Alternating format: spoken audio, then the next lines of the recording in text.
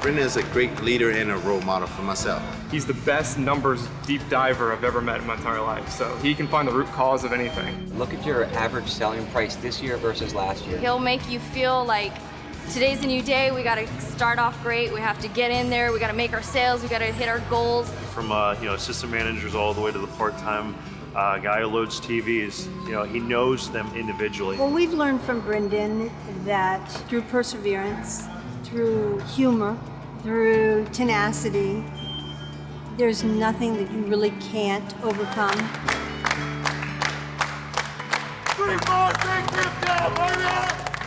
I'll walk in his shoes any day.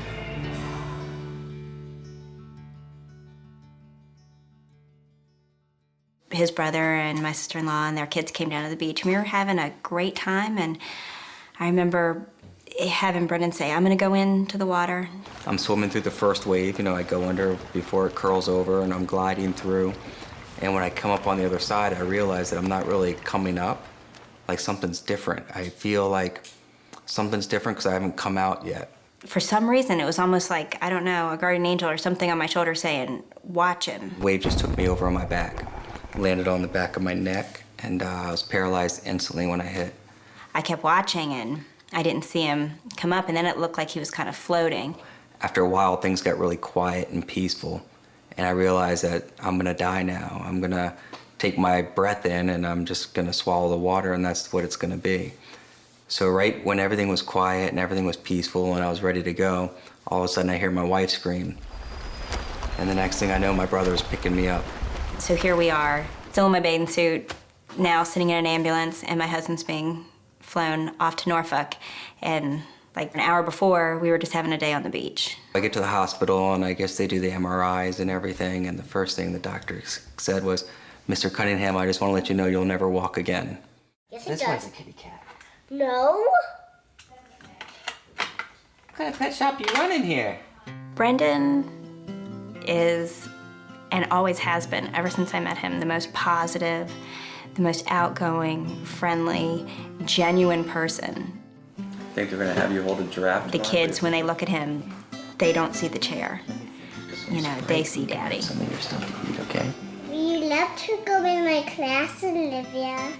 And just hearing them say, I love you, Daddy, and hearing the things that he teaches them, the things that they do together, those are sounds that still fill my house. They filled my house before, they fill my house now, and it doesn't matter that he's in a chair, they still got their dad. Oh, where? Under you. Oh, I'm sorry. Yes. Daddy. What do you want to do? Coming home was the hardest thing. Facing that fact of being in real life, no more rehabilitation, no more trying to do things. Now this is your life and you have to live it. One of the best feelings I had when I got home is when I could go down off the deck, go out front and get the newspaper in the morning by myself.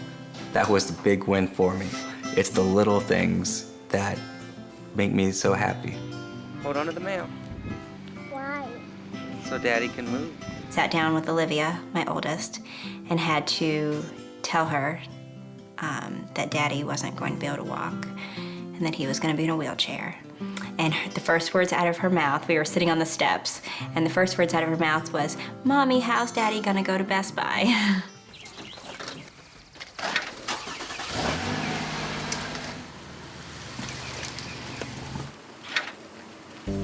Welcome back, brother, to our store. This is your store. We kept it up as best we could for you. Staff is all here on time, ready to go this morning. So I'm just wrapping up Chalk Talk. Who's helping you out with it? You are. Okay, let's do it. If you look at the employee engagement, where was media yesterday? You don't need to stand on your feet to stand tall. And he comes into the store and every day is faced with challenges and he meets them head to head. I know you got a huge TV transition again. I used to jump the gun a lot. I used to almost try to finish people's sentences. I used to talk a lot. I now notice in my relationships that I listen more and I get more out of that before I speak. I kind of get to root causes easier. I kind of get down to what is going on, and if I have advice to give it, it's more based upon the whole story and not just the tip of what's going on. I'm gonna get with you first. The smile on his face when he comes home after being at Best Buy, you know, now is priceless. I think those are some of his best days now. I wish I could go back to my life in my little bubble sometimes where bad things only happen to other people. That's not true. And if you really start opening your eyes and looking around, you see a lot of people who need help. It helped me want to get better. It helped me want to get back to where I was. When I read people's emails, all the support, all the encouragement, knowing that there's people out there thinking about me makes me want to even get better, not just for me, but for them as well. It's given me just a whole new outlook on, you know, what it means to be in a community and what it means to really help someone and how important and central to life that is and to happiness. And it's a perspective that I never really had before. When you tell other people about the support that, you know, we've gotten from Best Buy and they say, there's not another company out there like this. This is unheard of, especially in big corporate America. I'm living the values, learn from challenge and change, respect, humility, integrity. When you look at Best Buy that stood behind me from day one and helped me with my family and talking to them, being there to support us, they've retrofitted my store to fit my needs. And I get emails and phone calls all the time of everyone saying, I just bought this from Best Buy, I just bought that, because of your situation with them and how good they've been to you. Who did you make it for? For you, Mama. You have to live each day and really take notice of every single moment as it happens. And I find my brain more now like, almost like a picture, like I'm taking pictures of everything. You gonna go to school tomorrow? I don't have a choice. To me, I don't.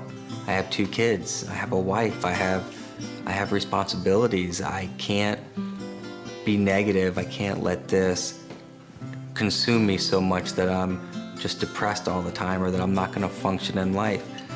For me, that's not the answer. It doesn't matter if you have a disability or you're purple or you're green or, you know, you're from another planet or anything, that, you know, everyone is special and everyone is wonderful and anything is possible. The wheelchair doesn't define me. It's everything around me that does. It's everything that I do or everything that I've been or anyone that I'm with defines me as far as who I am. And I think the wheelchair is the least interesting part about me. It's just a fact of life.